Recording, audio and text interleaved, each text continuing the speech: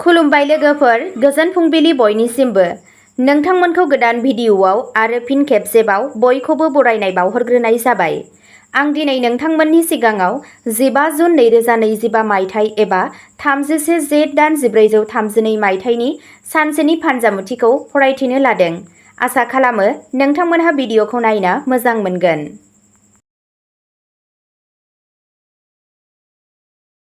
मेष राशि। गावनि लुबैनायफोरखौ आबुं खालामनो थाखाय गावारि सोमोन्दोखौ बाहायनाया नोंनि जिउ लोगोरिखौ दुखु होनो हागौ। गावनि खरसाखौ सामलायनो नाजा आरो नांगौखौल' बाय। बेयो नखरजों सोमोन्दोखौ गोदान खालामफिननायनि थि सम। दिनै नोंथाङा मोनसे गुबुन रोखोमनि रमान्सखौ मोनदांनो हागौ। बेथन बांनाया नोंथांखौ थुलुंगानायजों बुंफबहोनो हागौ। बेयो नोंथांनि गासैबो निराशा आरो जिंगाफोरखौ फोजोबनायनि सम। दावबायनायनिफ्राय हरखाब मुलाम्फा जायाब्लाबो बेयो मोनसे मोजां इयुननि थाखाय बिथा गायसनगोन। नोंथांनि दिनैनि खाफालगोनां दिगआ जादों खोला, खाफालगोनां अनजिमाया जादों 4 आरो खाफालगोनां गाबआ जादों मैनि गाब। वृषभ राशि। दिनैनि साना नोंथांनि थाखाय थुलुंगानायजों बुंफबनाय सान जागोन। नोंथाङा नखराव मोजां खौरां मोननो हागौ आरो थारैनो मोनसे रंजानाय जागोन। दिनै नोंथाङा फालांगियारि थांखिनि थाखाय बायजोआव थांनांनो हागौ। नोंथांनि फिसाजोनि बिहाव बिखुनजोनि सोरबा सासेया दिनै नोंथांनि न'आव फैनो हागौ, जाय नोंथांनि पार्सनि बजाखौ बांहोगोन। फरायसाफोरा सानखौ माखासे जिंगाजों जागायनो हागौ, नाथाय जेरै जेरै साना दावगालाङो थासारिफोरा बिसोरनि थाखाय मोजां जागोन। दिनै नोंथाङा जाय मोनो बेखौ गुबुनफोरनो खोन्थानो दाबाव। नोंथांनि दिनैनि खाफालगोनां दिगआ जादों सानजा, खाफालगोनां अनजिमाया जादों 3 आरो खाफालगोनां गाबआ जादों गोजा गाब। मिथुन राशि। उफ्रा आयनि थाखाय नोंथांनि सोरजिलु सानस्रिफोरनि सायाव सोनार। जिद्दि दाखालाम, बेयो गुबुनखौ दुखु होनो हागौ। सोरखौबा मोजां मोनलायनायाव जाफुंसारनायनि सिमांखौ मोगथाङाव जाफुंहोनायाव मदद खालाम। गावनि जिउ लोगोरिखौ गोरलैयै दाला। आथिखालाव बेबादि आगान लानायनि सिगां मोजाङै साननाया गोनांथार, जेराव गोसोखौ बिखानिख्रुइ बांसिन बाहायनांगौ। नोंथांनि दिनैनि खाफालगोनां दिगआ जादों सोनाब, खाफालगोनां अनजिमाया जादों 1 आरो खाफालगोनां गाबआ जादों गोजा गाब। कर्क राशि। दिनै नोंथांनि हाथरखिआ गोजों जोंगोन। दिनै नोंथाङा जायखिजाया खामानि मावो, मावख'नि खामानि एबा गावारि न'नि खामानियानो जा, नोंथाङा गासैबो जाफुंसार जानो हागोन। दिनै नोंथाङा गुबुन हादोरनिफ्राय मोजां खौरां मोनगोन। दिनै नोंथाङा सोरजिलु जागोन आरो नोंथांनि खामानिनि थाखाय गोदान सानस्रिफोर फैगोन। नोंथांनि गथ'फोरा दिनै गावसोरनि मावथांखिफोराव नोंथांनाव मदद बिनो हागौ।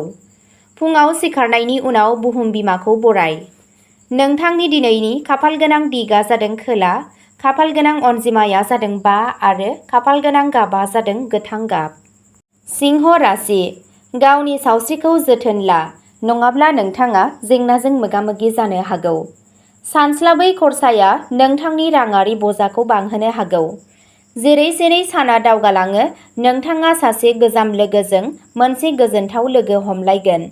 रमान्सआ उनथिं थांनो हागौ, मानोना माखासे फिसा-फिसौ फारागथिफोरा हरखाबै सोमजिनो हागौ। नोंनाव गोबां मोनफुंनो हानाय गोहो दं, बेनिखायनो नोंथांनि लामायाव थाबैनो फैनाय गासैबो खाबुफोरखौ ला। मुलाम्फा गोनां ग्रहफोरा दिनै नोंथांखौ खुसि मोननायनि गोबां जाहोन सोमजिहोगोन। बेयो नोंथांनि जुलियारि जिउनि थाखाय मोनसे गोब्राब सम। नोंथांनि दिनैनि खाफालगोनां दिगआ जादों सा, खाफालगोनां अनजिमाया जादों 4 आरो खाफालगोनां गाबआ जादों फान्थाव गाब। कन्या राशि। दिनै जाफुंसारनाया नोंथांनि आथिंखौ खुदुमगोन। मावख'आव मोनसे थासारि सोमजिनो हागौ जेराव नोंथाङा मोनसे थिरांथा लानांगोन। नोंथाङा नोंथांनि बुजिनाय आरो गियानजों गासैखौबो सुस्रांगोन। दिनै गारि सालायनाय समाव नोंथाङा सांग्रां जानांगोन। बे नेरसोननि फालांगियारिफोरा फालांगियाव मोनसे मख'जाथाव मुलाम्फाखौ मिजिंथिनो हायो। दिनै नोंथांनि एकाउन्टफोरखौ सामलायबाय था। दिनै थानसालियाव गुफुर बिबार बाव। नोंथांनि दिनैनि खाफालगोनां दिगआ जादों खोला, खाफालगोनां अनजिमाया जादों 2 आरो खाफालगोनां गाबआ जादों फान्थाव गाब। तुला राशि। गावनि लिरथायनि सायाव नोजोर हो आरो बांद्राय जानायनिफ्राय गोजानाव था। नोंथाङा कमिसन, मुलाम्फा बाहागो एबा रयेल्टिनिफ्राय मुलाम्फा मोनगोन। बांद्राय लोगोआरि सिनाय मोनै सुबुंफोरनिफ्राय थोजासे जानथाय लाखि। गोसोआरि दावराव-दावसिया नोंथांजों जेंना खालामनो हागौ। सोरजिलु आखुनि हाबाफोराव नांथाब। गोबां सोरजिलु आरो थुलुंगाया नोंथांखौ गुबुन मोनसे फिथाइगोनां सानसिम लांगोन। मानसिफोरनि आखाय होनाया हाबा जानाय जिउआव जेंना सोमजिहोनो हागौ। नोंथांनि दिनैनि खाफालगोनां दिगआ जादों सानजा, खाफालगोनां अनजिमाया जादों 3 आरो खाफालगोनां गाबआ जादों गोजा गाब। वृश्चिक राशि। दिनैनि साना नोंथांनि थाखाय मोजां जागोन। दिनै नोंथाङा माबा मोनसे गोदान खालामनो लुबैगोन। बे राशिनि डाक्टारफोरनि थाखाय साना जेंनाफोरजों बुंफबनाय जागोन। जुदि नोंथाङा दिनै गावनि बिमा-बिफाजों एसे सम हगारो अब्ला बिसोरो बेखौ बाख्नायगोन। दिनै नोंथाङा सोरबा सासेखौ लोगो हमनो हागौ जायखौ नोंथाङा गोबाव समनिफ्रायनो लोगो हमनो सानथांखि लागासिनो दं। फरायसाफोरा मोनसे गोदान पार्ट-टाइम फरायफारियाव मुं थिसननायनि बाथ्रा साननो हागौ। दिनै लोगोआव गोजा रुमाल दोन। बेयो नोंथांनि कनसेन्ट्रेसनखौ बांहोगोन। नोंथांनि दिनैनि खाफालगोनां दिगआ जादों खोला, खाफालगोनां अनजिमाया जादों 5 आरो खाफालगोनां गाबआ जादों गोजा गाब। धनु राशि। दिनै नोंथाङा गोरलैयैनो रां बुथुमनो हायो। मानसिफोरनो होनाय गोजाम दाहारफोरखौ मोनफिननो हायो एबा मोनसे गोदान मावथांखियाव रां थिसननो थाखाय रां आर्जिनो हायो। गथ'फोरनि सायाव नोंथांनि थिरांथाफोरखौ नारसिननाया बिसोरखौ दुखु होनो हागौ। बेयो साबसिन जागोन जुदि नोंथाङा नोंथांनि फारसेखौ बिसोरनो बेखेवना होयो, जाहाथे बिसोरो बेनि उननि जाहोनफोरखौ बुजिनो हायो आरो नोंथांनि नोजोरखौ गोरलैयै नाजावनो हायो। जायफोरा मुखुब दं बिसोरो गावसोरनि मंगेतरफोरजों जोबोद गोजोननाय मोनगोन। बे साना थारैनो एसे फेर-फाथि गोनां। खामानियाव थांनायनि सिगां गावनि गोसोखौ गोख्रों खालाम। दिनैनि बांसिन समा शपिं आरो गुबुन हाबाफोराव बारहोगोन। नोंथांनि दिनैनि खाफालगोनां दिगआ जादों सानजा, खाफालगोनां अनजिमाया जादों 6 आरो खाफालगोनां गाबआ जादों गुफुर गाब। मकर राशि। दिनै नोंथांखौ माखासे गोदान अनथोबफोरजों नेगासिनो दं।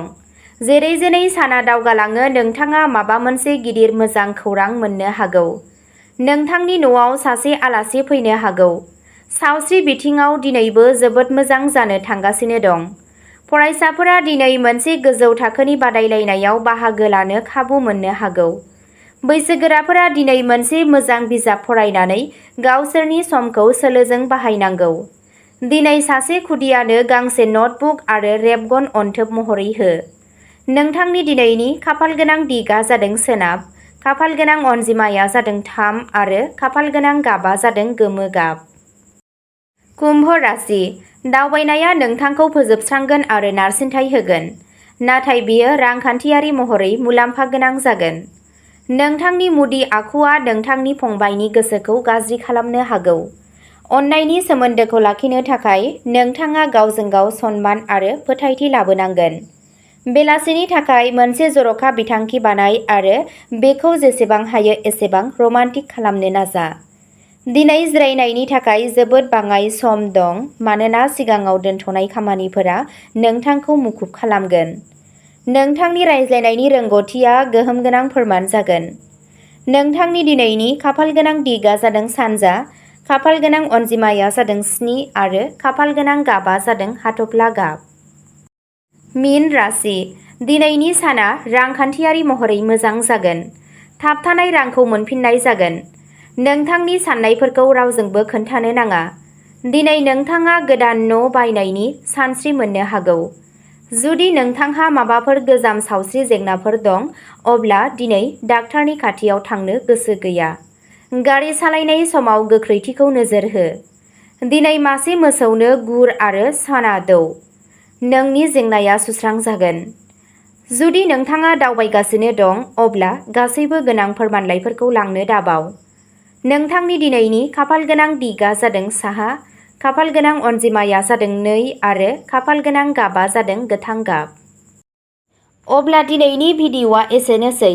नोंथांमोनहा बेबादिनो सानफ्रोमबो फुंबिलि समाव राशि बायदियै सानफ्रोमबोनि फानजामुथिखौ मिथिनो थाखाय चेनेलखौ साबस्क्राइब खालामनानै लादो आरो भिडिअखौ नायनानै मोजां मोनदोंब्ला अन्नानै लाइक, शेयार आरो कमेन्टबो खालामनानै होलांब्लानो जाबाय। गोजोन्थों।